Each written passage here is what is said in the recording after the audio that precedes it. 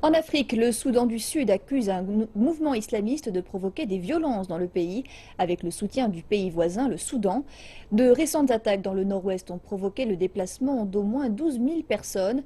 Le gouvernement sud-soudanais de transition, récemment formé, affirme avec force qu'il ne tolérera aucune division religieuse.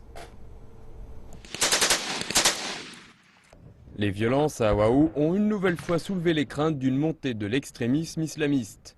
Les combats interviennent 2 mois après l'établissement d'un gouvernement de transition qui vise justement à mettre fin aux troubles. Ce gouvernement pointe du doigt un groupe fondamentaliste qu'il accuse d'être soutenu par le Soudan. C'est un nouvel élément au Soudan du Sud. Il n'y avait jamais eu de guerre de religion dans notre pays. Les habitants du pays cohabitent ensemble, qu'ils soient de confession musulmane, chrétienne ou de toute autre confession.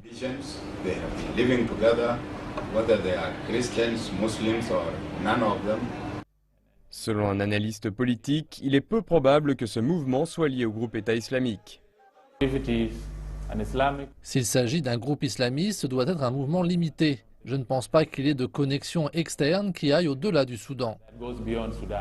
Selon Zakaria Digne, le gouvernement d'unité doit entreprendre des actions pour réduire le conflit qui agite le pays. Le gouvernement doit davantage intervenir et rassurer les communautés en leur montrant qu'il s'occupe des problèmes, qu'il s'agisse de la création de 28 États, projet qui ne plaît pas à certaines communautés, pour une raison ou pour une autre, et concernant le partage du pouvoir et la manière dont les ressources du pays doivent être partagées.